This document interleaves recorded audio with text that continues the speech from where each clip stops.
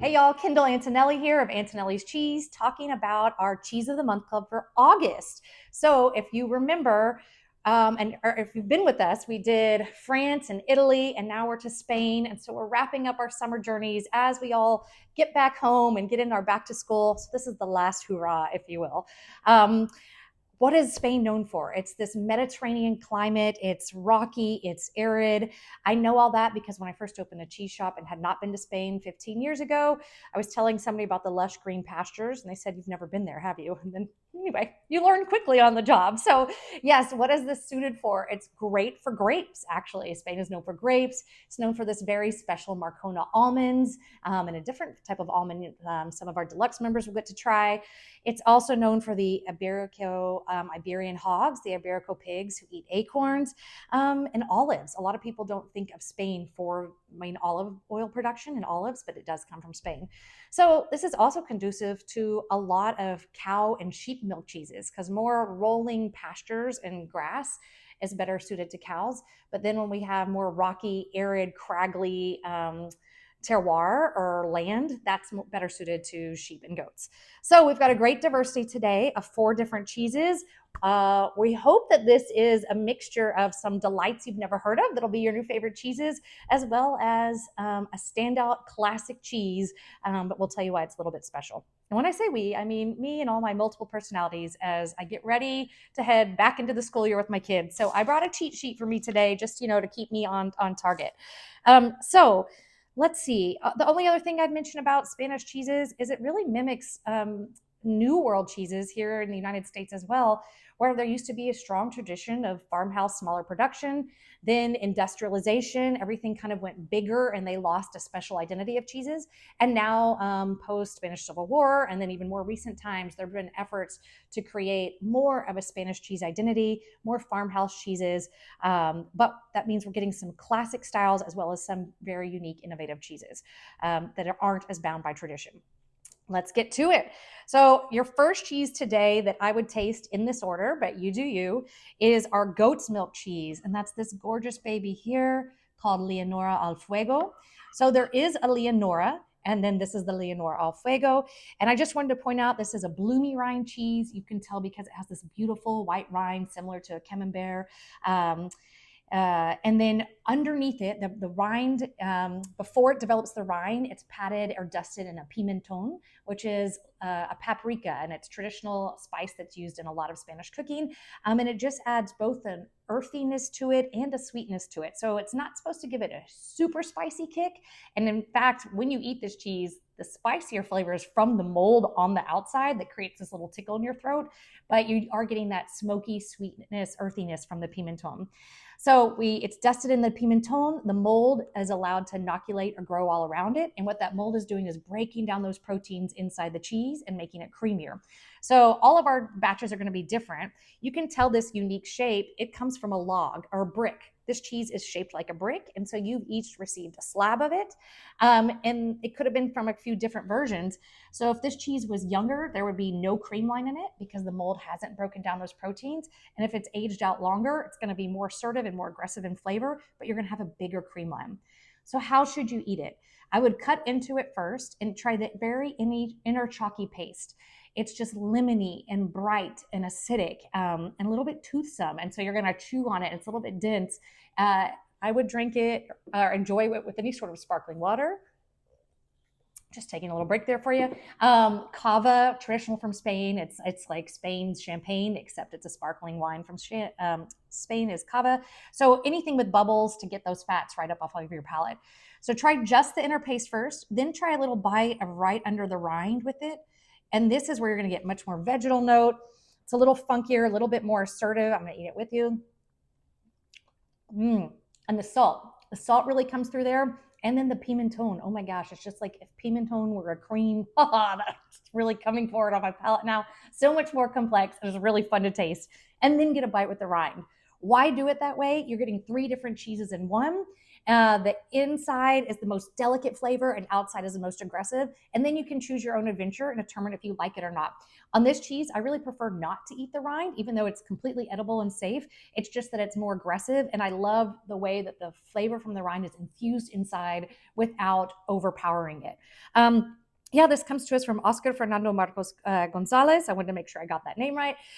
From Galicia, or in the Castilla y Leon region. It's based loosely off of a cheese called Babilla from Galicia, and it's made with the milk of two types of goats, Alpine and the Murciana goats.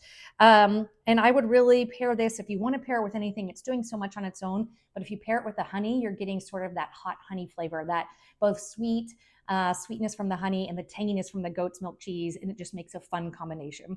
So this is one of our shop's most popular cheeses. Again, if you ever see it out on the market, it's more rare, but there's Leonora, and then there's Leonora al fuego. So Leonora on fire, and this is the on fire version, if you will, for that dusted red rind of that pimenton. Okay, next up, we're going to move to Los Cameros, but you've got to be careful when you've opened them because these two cheeses look very similar. So the one they're both natural rinded cheeses. This one is Los Cameros. This one is Manchego. Manchego is iconic and known for this basket weave pattern, and that's because traditionally it was made in these reed baskets made of reeds. Nowadays, it's these molds or forms that press in like that, but that's how you know. And when we talk about these, they're like colanders. It's like it allows the wet cheese to then continue draining out, but that's what helps create its shape. So the Manchego has these little X's and basket weaves on it. So we're not trying that one just yet. The Los Cameros instead just has these little stripes from a natural rind. In fact, this rind was rubbed in olive oil. And the only other thing to notice, but when we're looking at them, is my Los Cameros is slightly more ivory or yellowy than my Manchego. Manchego is a little, we've got more yellow in the Los Cameros. So why is that? Los Cameros is made with cow, goat, and sheep milk. Where does that tradition come from? Well, in olden days, if you will, it was that you used whatever milk you had. So mixed milk cheeses came from, oh, I've got an abundance of this, I've got some of that. Oh, let's put them together. I don't want to waste it. I don't need the milk. Let's make a mixed milk cheese out of it. After all, the early days of making cheese wasn't let me make the most best cheese I can that's going to win awards. It was let me preserve milk that's otherwise going to spoil and have some protein in the winter months when we don't have milk. So that's how mixed milk cheeses came to be. Nowadays, cheesemakers will play with the ratio. So I think this has to be 60% cow's milk, then 20% goat's milk, and then you do the rest on the sheep's milk. What does that do? Cow's milk is known for being really buttery and grassy. Goat's milk we've talked about, but sort of this lemon zest, bright acidity to it, a tanginess. And then sheep's milk adds really the luxury, the richness, the cream note, and a nuttiness to it. Los Cameros is a fun mixed milk cheese. It's made by the Ford Martinez siblings who purchased the farm from their parents. Their parents started in 1961 in La Rioja. So this cheese comes from a very wine-rich region, if you've ever heard of Rioja red wines. It's rubbed in that olive oil. It has that vegetal peppery note. And yeah, when I smell this, I really smell the buttery grassiness compared to the Manchego. I get more earthy, kind of what I would call cave-like cellar dirt. I'd call it more of like dirt, but with a euphemism of soil, if you will. So go ahead and give the Los Cameros a bite. Let's see how it's developing. Remember, always eat your cheese at room temperature. Why? It allows the aroma compounds to open up, and it just has the sensation of so much more flavor. Okay, that's just like an easy eating cheese. You like cheddar? Try this cheese. It's not a cheddar. They're completely different. I just mean that while it has a lot of complexity going on, it's just a delicious cheese that you want to eat and go yum, and you don't have to think about it. So that's a fun mixed milk to try. Next up, we're going to Manchego. This Manchego is the classic cheese. When most people think of Spanish cheese, they think of Manchego. What makes a Manchego a Manchego? It always has to be made from sheep milk, specifically from the breed of La Mancha sheep. It's in the La Mancha region. Has to meet certain qualifications and classifications, basically certain guidelines. You can have various age Manchegos, so other cheeses that are name controlled like that with very strict guidelines have to be a certain age. These can be, you can determine that you may like a 4-month Manchego, a 6 to 8 month, there's even a 9 to 12 month and older. The more aged it gets, the more moisture you'll lose. And so they're not right or wrong, it's just finding what your preference is. This one is a specific Manchego called 1605 Manchego that we source through very limited production from Essex. Essex goes year round and they try the cheeses, dozens and dozens of batches. They select the ones they like for certain characteristics, especially looking for a flavor profile of hay and of almonds. And distinguishes it from some other Manchegos. So what makes this one a little bit different? Well, 1605 comes from the year Cervantes wrote Don Quixote, and Manchego is listed and named in that book. So shout out to our buyer, Eleanor, who said, make sure you talk about Don Quixote. I'm not sure if I'm supposed to go into more detail, but fun romanticizing about a classic cheese. Not normally, these have a wax paraffin rind on it. Again, you can eat it and it doesn't bother you, but it's not contributing to flavor. It's just holding in moisture. This is one of the only Manchegos that has a natural rind. So what that means is it's just patted off, patted down, allowing the cave and the cellars to grow around it. So you're getting more of that sense of place, that terroir, but it's also allowing the cheese to breathe more as it's aging versus if it's wrapped in wax rind or painted in wax, then it's sealing it in a little bit more. So this is allowing the flavor to develop in a different way. What else do we want to say? Oh yeah, this is at Finca Sierra La Solana. It's a single herd. That's very unique for a Manchego as well, in the La Mancha region. And we want to taste like that hay and almonds and some warm spices.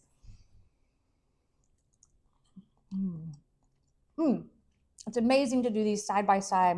That's such a lesson in two cheeses that to the common eye look pretty normal, and they're 100% different. This one with that sheep's milk, I can immediately identify it's a sheep's milk. Really that richness, it's that little bit of oil decadence that's still left on my tongue. And then it gets this little peppery spice note, it's like white pepper finish. That can be often reminiscent of a sheep's milk too. All right, yum, delicious. Both of these cheeses would go really well with a Rioja, or another classic red wine from Spain is Tempranillo. And I love the soil of a Tempranillo and the depth and the character. And a sheep's milk can really stand up to a big, strong, tannic red wine. All right, last but not least, we're moving to our only cow's milk cheese today, which is kind of atypical. Again, cow's milk cheeses are more prolific in the world, but less so in Spain.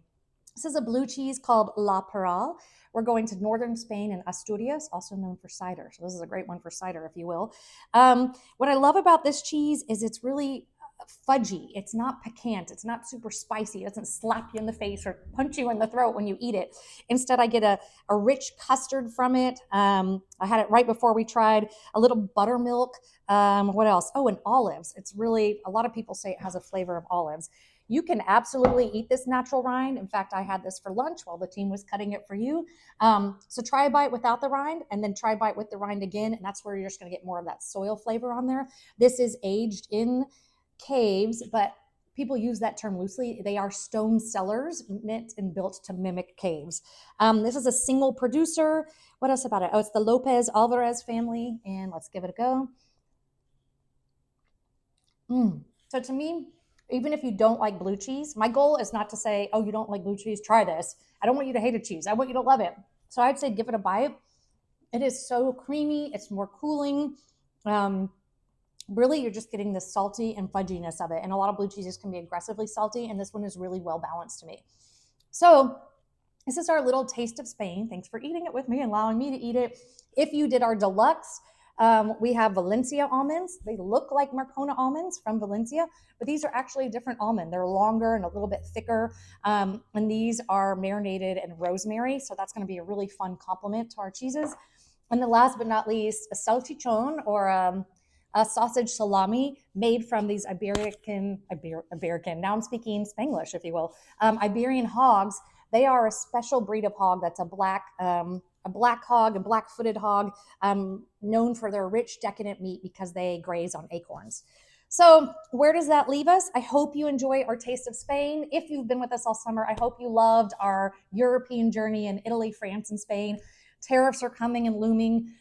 We don't know what that means, except to say we're going to keep representing many of these makers as long as we can. The good news is we also represent a whole lot of American cheese makers, and so we'll keep following as we will But next up is snack time cheese. So for August, September, we're back to school. Kids are eating cheese, and we just are getting back into routines for those of us who are at that age with our families. So cheeses that you don't have to think about, you can just eat all day long and snack on them. Some of our favorite snacks. Thanks, guys. Thanks for joining us. Please spread the word. We'd love to grow with you. Thanks, y'all.